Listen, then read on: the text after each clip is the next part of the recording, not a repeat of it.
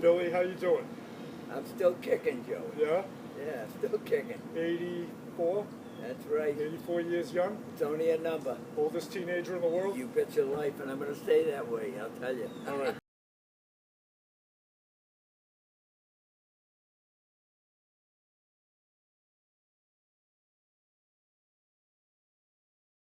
Hello, rink rats out there. We're here with William John Cleary, although I think it says Billy on his birth certificate. I've never heard anybody call him William, right? That's right. And when you think of amateur hockey in the United States of America, and particularly in the greater Boston area,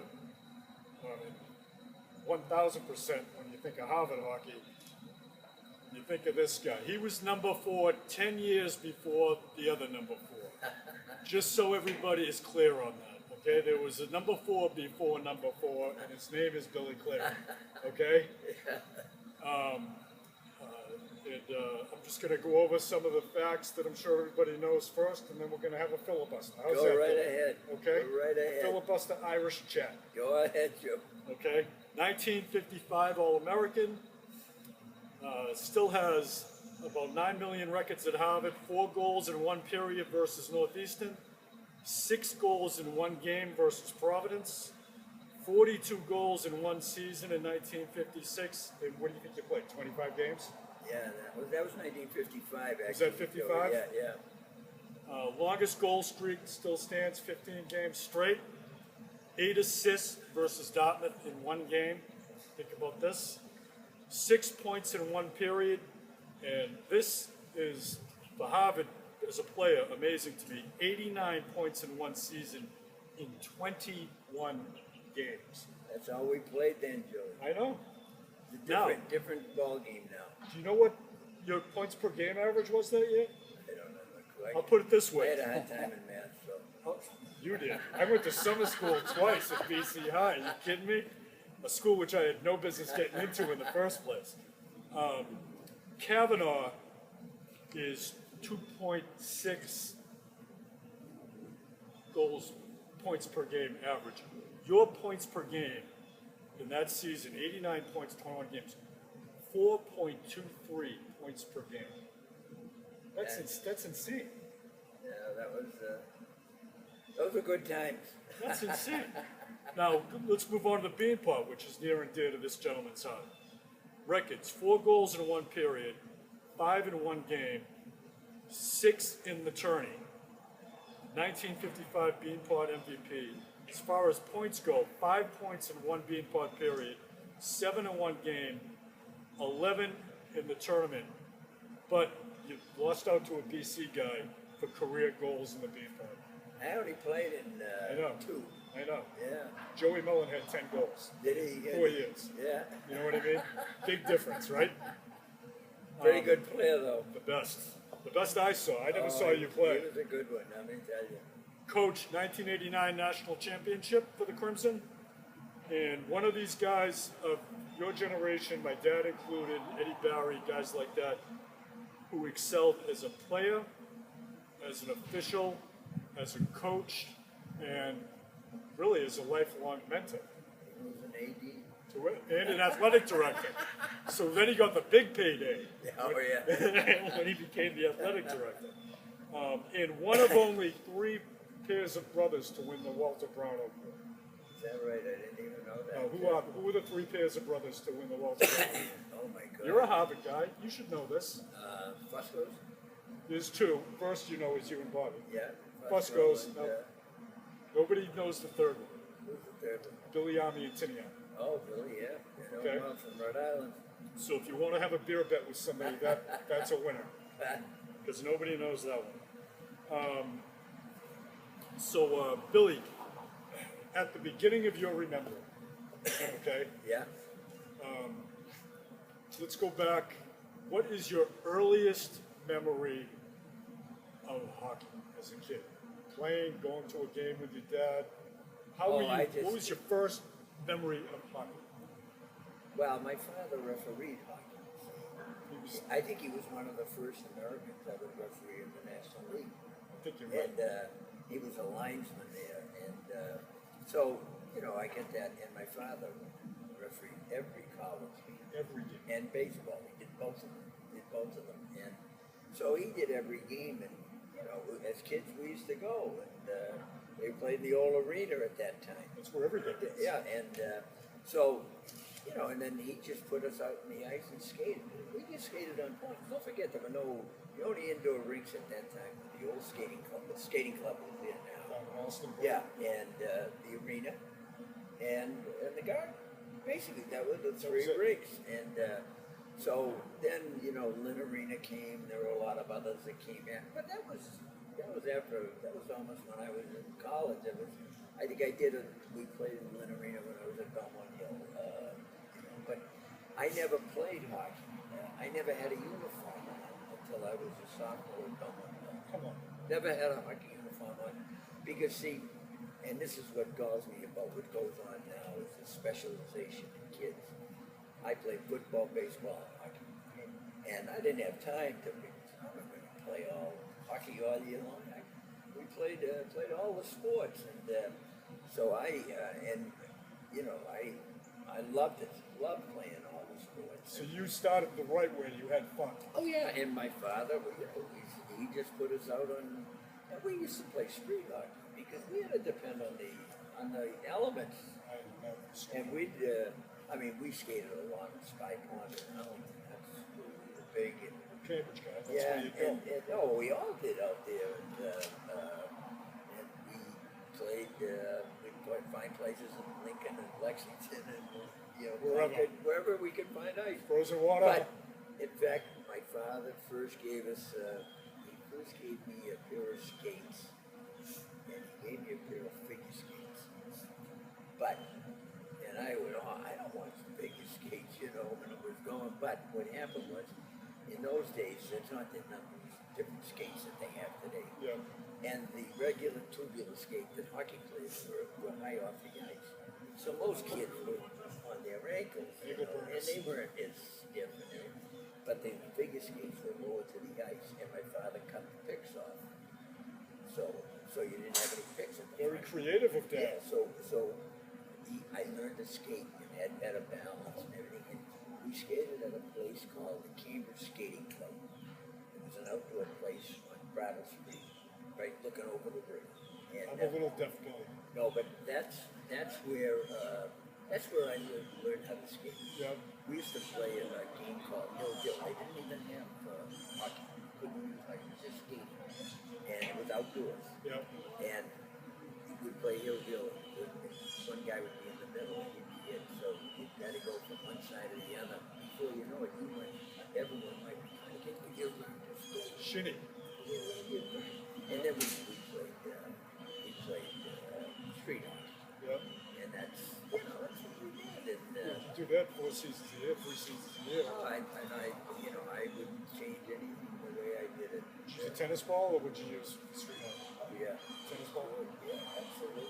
Right out in the street with the snowbank, everything else. That's how you developed that blistering wrist shot of yours? Oh God, With a straight stick, mind you?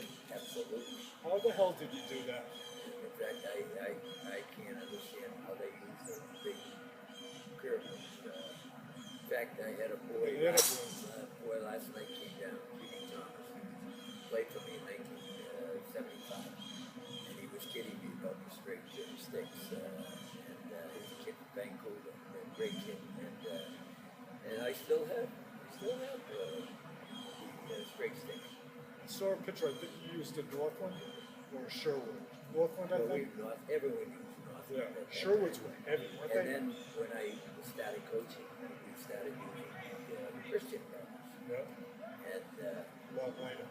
and they lasted 2 shots rather than one. The other one breaks so much. He's bragging now, he's breaking sticks. Listen to this. But although I played in Europe, I played 36 straight games with the same stick, and there was no glass scrap and everything.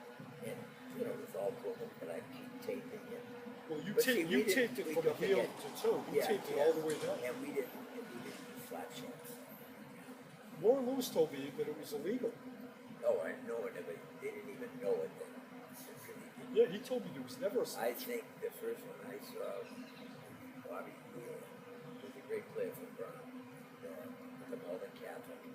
And then when I played with John Mayasich, he was probably the best player I ever played with. Yep. He is, without a doubt, Is that right? a great person. We played in the two Olympic teams I together. know He that. was a Minnesota guy. Yep. And he was, and he could shoot the sunshine. Lights Let me out tell you. good. Oh, he was, I'd have to say John's the best player I ever played. Yep. Not even close. It's a pretty good statement for a guy that's probably Not seen even close. In more fact, hockey games the than two anybody. of us both got into the International Hall of the first Hall of Fame they had on international hockey. Yep. I forget it was back in, I forget what year it was, but John and I were inducted into that, and we were inducted in the U.S. Hockey Hall of Fame together. And first time I ever met him was when I tried out for the 56 team, because we didn't play the Western teams like they do Right. now. Right. So I had heard all about him. He was a great player from Evans, Minnesota. Yep. And some great players came out of there. And first time I met him was there, and we've been just like this ever since. That's crazy. And John, and a better person than he was on. You meet good guys in hockey, don't you? Oh yeah, you know, it's there is a great bond there, and I've had a lot of people say that, not necessarily hockey people, but people who are involved in different sports, and they say, I think the hockey community is the best hockey players, the best, you know, they still haven't forgotten where they're from. Well, you know what? Of all the sports, baseball, football, basketball, hockey, if you're gonna get up when you're a kid at 5 in the morning to practice, you gotta be a good guy. Oh, God. Do you know what I mean? Absolutely, but we had to because there were no leagues. Grab whatever else. Yeah, I mean, and we played all around the clock, you know, time-wise. But they, you know what, they were great memories when I played the Olympics. I'm still from the old school. I'm dead set against pros. Oh, good. You're preaching to the choir. No, but I mean, you know, and they get paid now. We never got paid. And we don't care. We Probably lost money. But let me tell you, we had more fun and had memories. In fact, last year, Mike Emmerich, who does the announcing for, for the NHL, I met him at a BC game. and they brought us back out to Squaw Valley. First time I've been back since 1960. And the 5 of us were back there. And we had a round table, and Mike loved it. And you could tell he still like we were there yesterday. And it was, when they put it on the Olympic Games, he was on it several times. I didn't see it, but everyone talked about it. But you know, we didn't care whether this guy made it. Friends for life. And absolutely. That's the best. And that's what athletics is about. Really. You know, you play against kids in high school or college, you say, oh my God, those guys are. Then they get out and you play with them. Great guys. I want to tell one story about your dad that if you don't know, I'd be shocked. And then I want to talk about football. Yeah. Right? The joke among my father and all the guys that he played with in DC who won in My father, 1949. refereed My father refereed all the games, but he refereed the final one. out of Colorado. And Warren Lewis scored a goal. It was 3-3. Warren scored a goal in the third period to go ahead 4-3. But your father didn't see the goal. So he disavowed the goal. It was stuck up in the top of the net. Your father couldn't find a cut. And Warren went crazy, right? And then, so he disavowed the goal, and then Jack Mulhern went bad shit, yelling at your father. Gave Jack Mulhern a 10-minute misconduct. Well, my father would do that. Championship game. So Mulhern, you know how good he was. Yeah. He's in the box for 10 minutes now, and it's tied 3-3. They ended up scoring on a fluke goal. But the joke was, it still is, that your father wanted his sons to go to Dartmouth. That's why he wanted Dartmouth to win. That was the first time I remembered that story. It's a true one. Oh, I don't know. You know. That's, But he didn't take any guff, did he? Not at all. No, and all those Canadian players out there, he'd put them in the box like they were, boom, Right and away. they don't even ask. No discussion. You want to play the game the right way. See you later. And that's the way I referee. I know that. Acorns don't fall too far from the tree. Yep, they never do. They never do. Talk to me about Cooney One. Oh, Cleary was one of the great ones. I was very fortunate to have him as my coach. He came there in 1950, just 2 years I think before I went. I came in 52, and Cooney, he's an old pro. I don't think Cooney ever went to college, but he grew to love it. I mean, it was a part of him, and never say much. But let me tell you, he could look at you. Say 1,000 words. Oh, right? he'd put those glasses down and he'd look at you, "Ooh, baby." Don't ask him. And Yeah. but we had such a great rapport, and we stayed great friends right to the end. And still stay friendly with his wife here too, after Cooney died. And Cooney, for a guy that didn't say much, and I don't know how much formal education he had.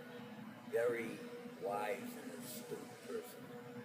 And he'd tell stories about, Dick Tapper and Eddie Shore, all that. 38 Stanley Cup team. And he played with them. Yep. Don't forget, Milt Schmidt. 41 scored 44 goals in 40 games. That's all they played at that time. And he was only a little guy. He was a long stick. Yeah. But, he had a great, he knew the game. And, I loved it. That's the way you like to play. Sometimes a formal education is overrated. Oh, absolutely. But he was, and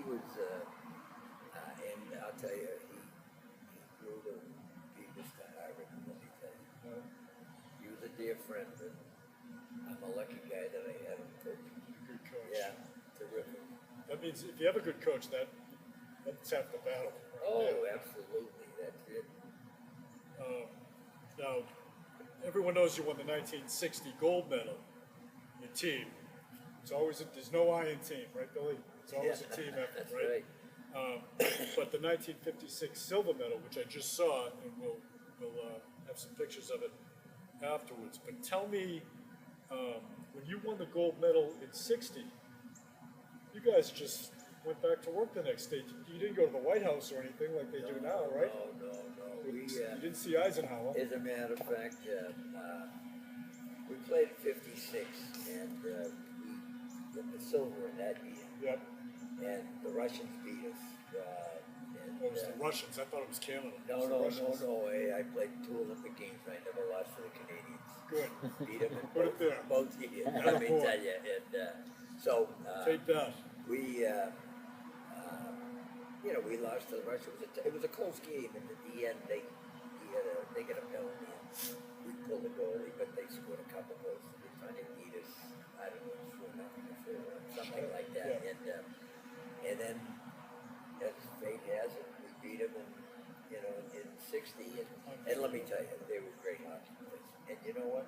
Great guys. I was just gonna say that. The best guys in the world. In fact, I was telling someone yesterday that Tarasov is one of the all-time great guys. In fact, I'll tell you a story. Right out here, I live on the Charles River, right? Yep. Right in Newton. And it was 1979, and I said I just had my neck operated on. So Tarasov was speaking at Northeastern. And there were about 400 or 500 people there, So I went in and I said, I'm going to go in and see him. So all of a sudden he looked up and he saw me. And he goes, "Bill, my friend Bill, I go to Siberia because of Bill." Because we beat That's him. great. But then afterwards, Louis Vero, who later coached one of the Olympics in '84, was a great guy. Yep. Louis was going to drive him down to New York, so I said, "You got to go right by my house, right at the Mass Pike. That's where I am." So I said, "Come in there." Because, I thought my wife might like it if the kids were around. Yep. So we go in and he brings in a bottle of vodka. And he comes walking in, they take their shoes off, and he says, "Ice, ice, ice, ice," to my wife, So we get it, and we go downstairs, and we're looking out over the river. We had a great day. And and all of a sudden they're going to leave. So he takes a bottle of vodka, puts a straw in it, and throws it in the bushes. So I start to get up. He says, no, this is now in May of 1976. Leave that there until the Americans win the next gold medal. 1980. Is that something? Did you get the bottle? The minute he left, I brought it. How was it? I never know. I don't drink, so. Did you put it on the rocks? No. No. And I still have it. Yeah. In fact, That's- in 1980, in 1956, we were playing the Canadians, and we were sitting with the Russians and all at the rink. Yeah. And he said, we met this guy, Roman Keslov. He was the interpreter for the Russian team.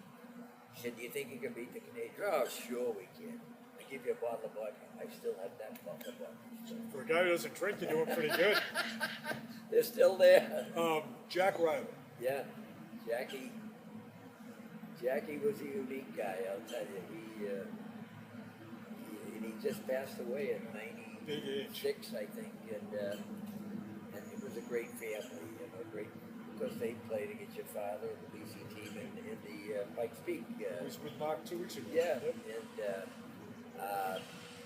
and Jackie, in fact, there's been a Riley coaching at West Point since 1950, still to this day.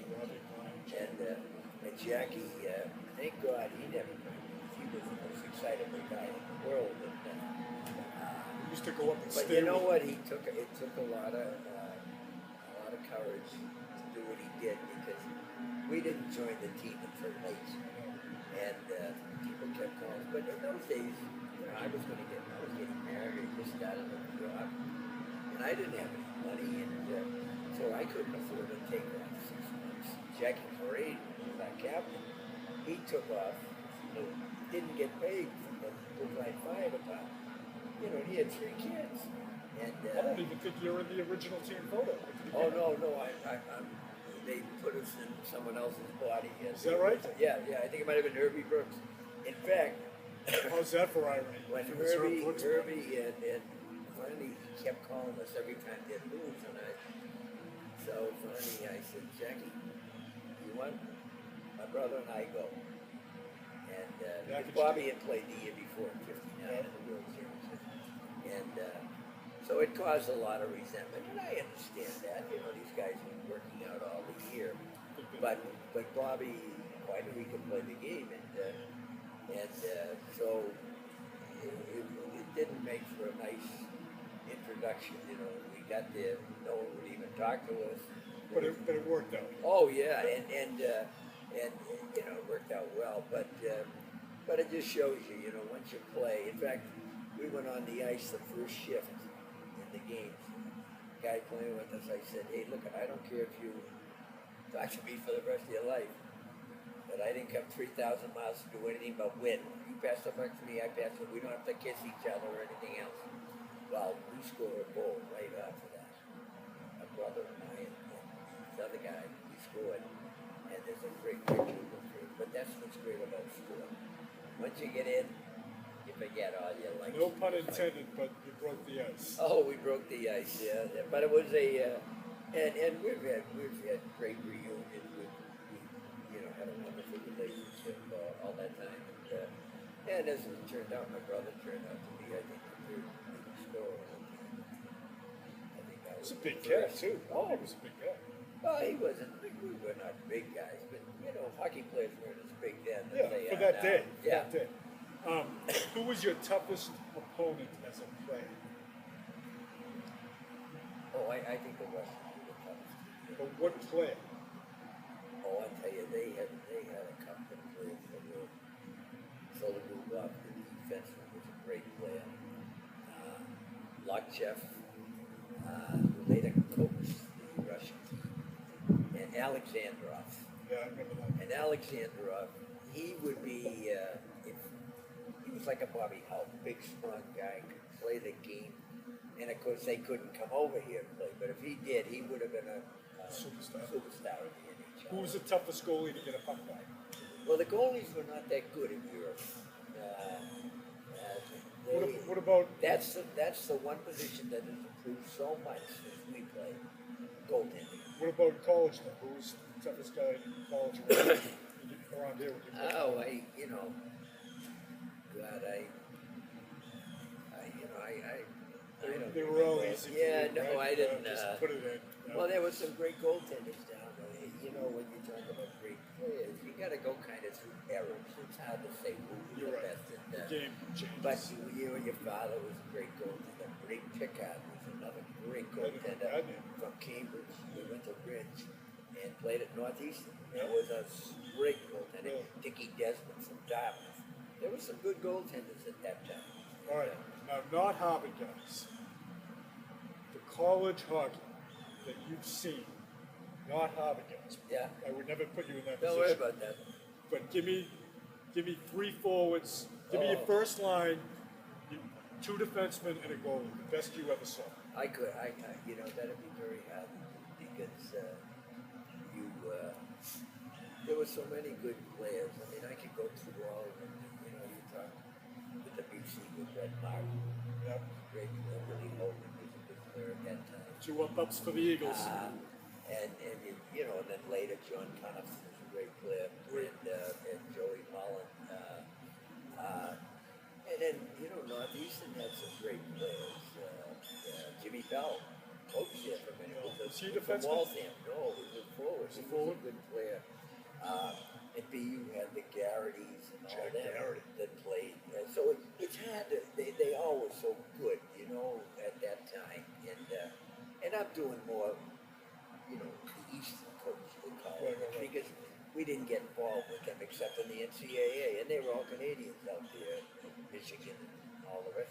Minnesota was the only one that never take them Canadian. But they had great players They out of didn't Minnesota. have to. They didn't have to. They didn't have to. But the best player I ever played, I told you, was John Mason. Yeah. And but Jackie Mulhern, another great player. Everyone says that. Oh, I mean,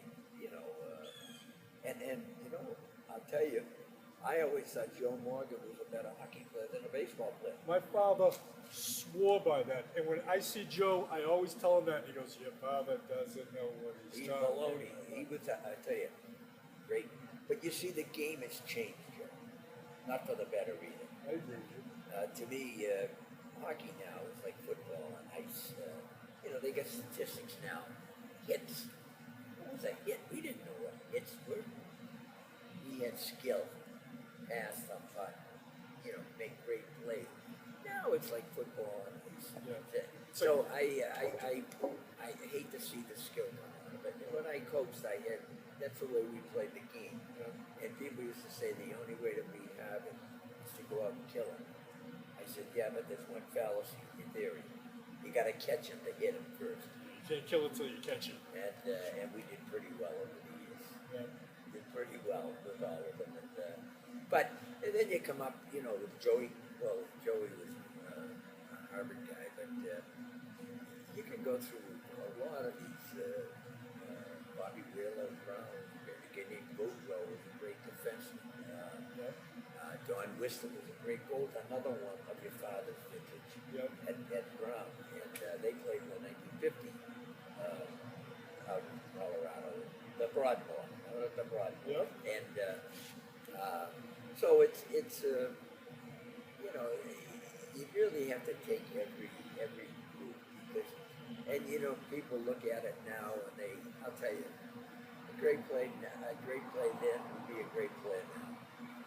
That's why I always talk about points per game. Yes, I mean, a great player, a guy that was great back in the 50s or 40s. In fact, I used to go watch him. In fact, I saw the BC game, I think, in the skating club back in the 40s. My father was referee. That's come a long way. Well, the thing is, too, if you took guys like you or anybody from the leather era and put the light uniforms on them now, Oh, yeah. It's different ball game. Yeah, different game. Carrying leather. Well, the whole game is different. It's all power.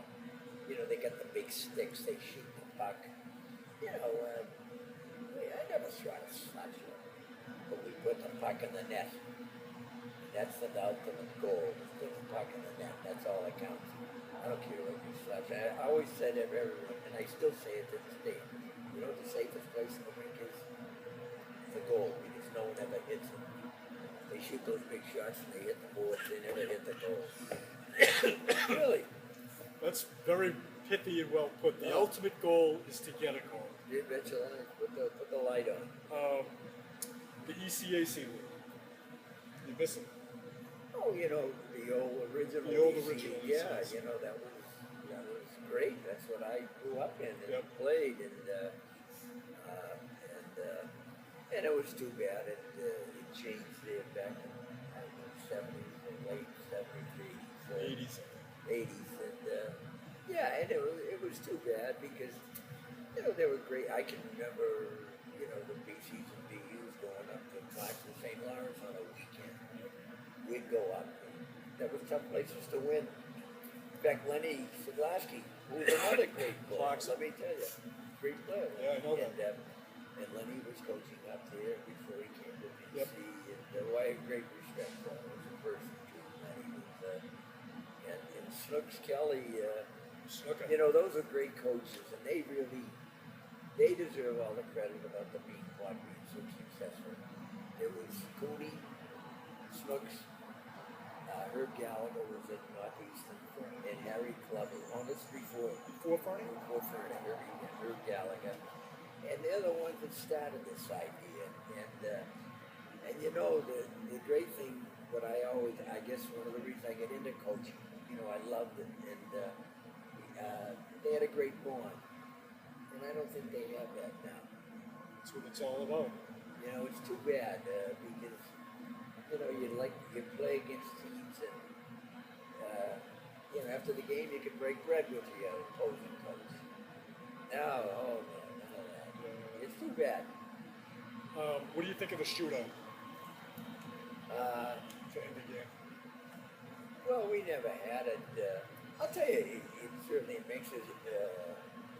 Everyone complains about it, but they all watch it pretty closely. Let me tell you. Yeah. And you know, it's and I can understand people playing 60 minutes with 6 people on the ice. Now you know, which is the goalie and the shooter. But you know something? I don't know if it's time to even consider Charlie Holt, who's another great coach. And Charlie, he was before his time in many things, and he said, you know what? Maybe, in fact, he used to say, take the red line out, take the blue lines out, just with the red line, and then open it up. And, but also, he said, maybe we should take one guy off the ice, and they do that in the overtime. It's a great, even the National Hockey League. It's great hockey because it's wide open and you see the skill. And Charlie was prescient. no, but I mean, what's happened is in this country, the thing that has stayed constant is the rinks. They're the same size, basically. And the kids have got bigger, so that means there's less room out on the ice. So you know, you got to get more room, and you know, there's some merit to thinking about that. To be honest with you, because I think you see better hockey. What do you think about the state of amateur hockey today? Amateur hockey,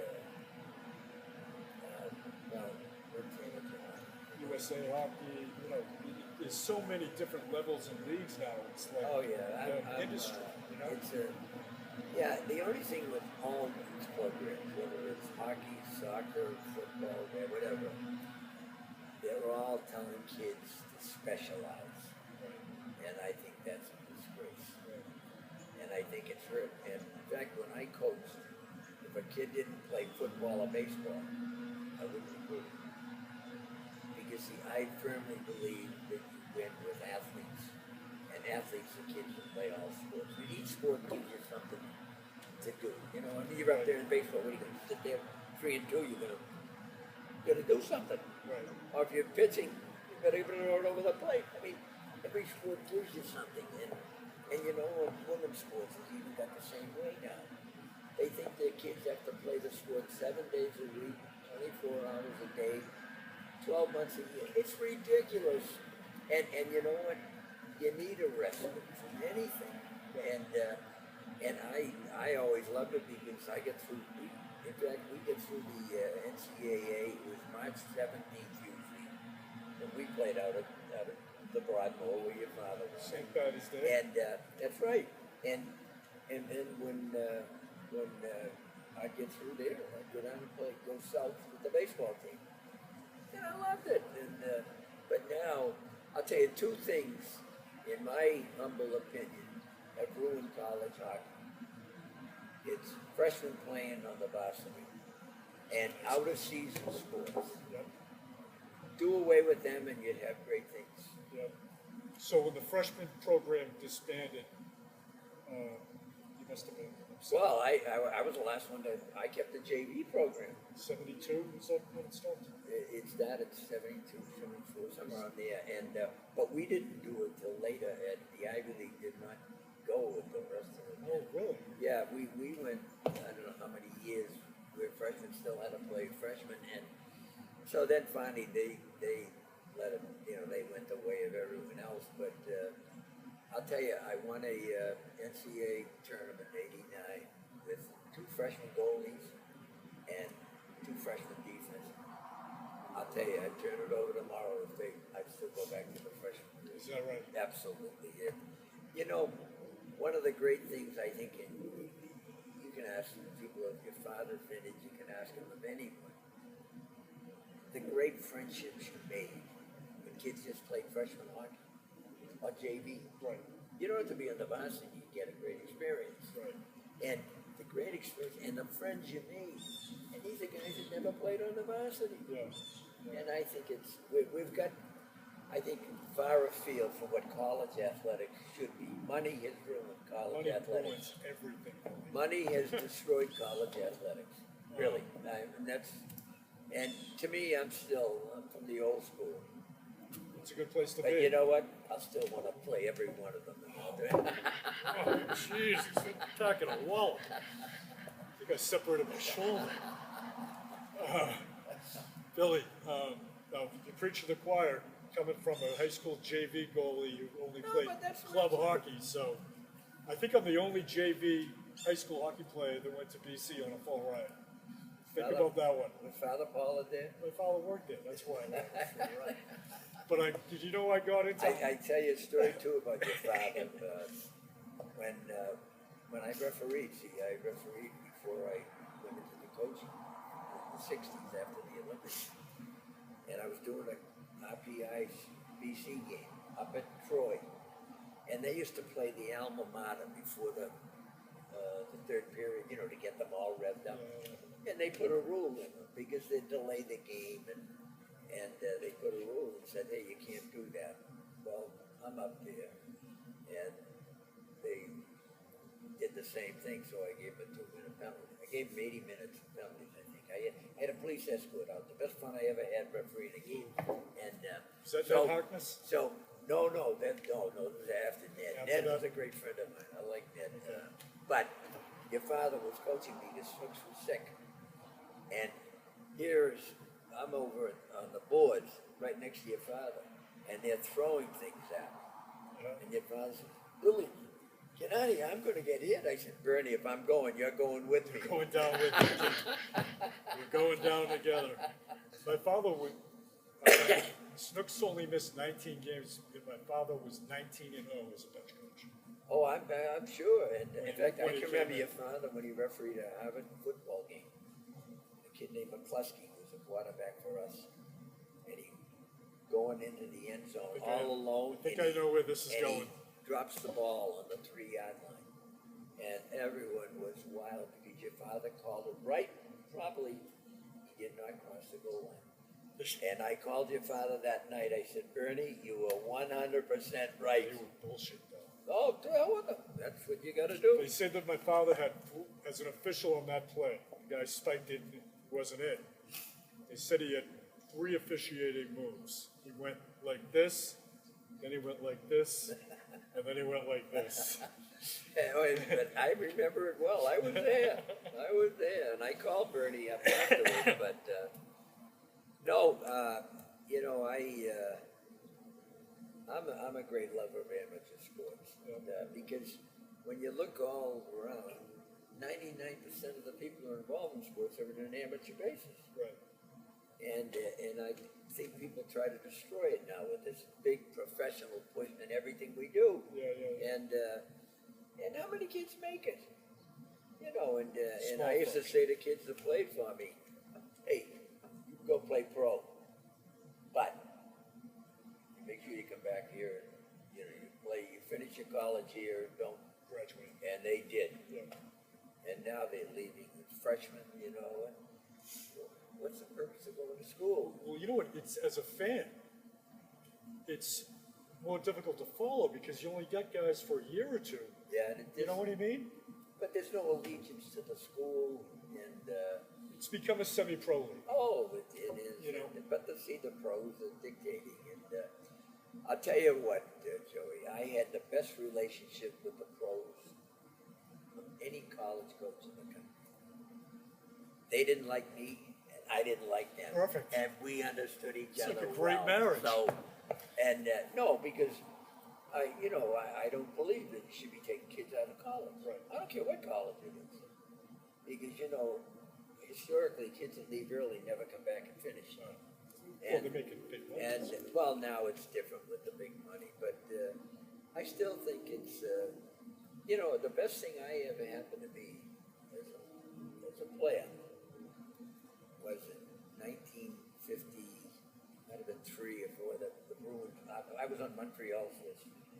They only had 3 on the negotiation list, and they had a guy named Cleary. My name wasn't Francois, Could have changed it. So they wanted me to sign, and I said, well, there are no agents or anything in those days. And they said, well, we don't give anyone any money. I said, hey, I'm not leaving Harvard. So then the Bruins got me, and they offered me some money, and for a number of reasons, I turned it down. Best thing I ever did, because if I had done that, I never would have played in 2 Olympic Games. Right. And knowing what I know now, I could play in 10 Stanley Cups. It wouldn't equal just marching in the Olympic parade. Let that be a lesson to everybody. I'm a 22-year-older from Boston, and I was lucky to get across the Charles River, never mind the ocean, the Atlantic. And here I am, and this is in 56, and I see the Koreans coming in. There was a Korean War at that time. And the Russians, they were the ogres. Oh my God. And here I am with USA written on me, I'm a young kid. I'm 22 years old, and I'll never forget it. And that's why even when I coach, if any kid ever left that line before the national anthem was played, I'd sit him down. No dealing it. in your No, game, right? because you see what the other people thought of this country, and so I'm lucky that I did not sign. Best thing I ever did. I have absolutely no regrets. No regrets at all. Not one. Isn't that a good way to live life? Oh, not one. Huh? I'm as happy as can be. Lucky as a cut cat. And and it's not winning the gold medal. It's just that I got a chance to play to represent the country. And you made friends for your entire life. Oh yeah. That's what it's all about. Does it get any better? That's the great thing about sport is it's the friendships you make. Because really when you think of what is sport about, the final whistle blows, the roar fades into the past. It's about the discipline you learn, the friendships, and the memories. Yep. And I got those in abundance. So, This is a memory I'm going to cherish for the rest of my life. It's a big day for Berkey. What else? What else do you want to talk about? no, that says it all right there. That's it? That says it all, baby. All right, kid. You want to say goodbye to the Rick Rats? Go, absolutely. We're all ring rats, right? Go get them. All right, kid. Peace. Thank you, Chloe.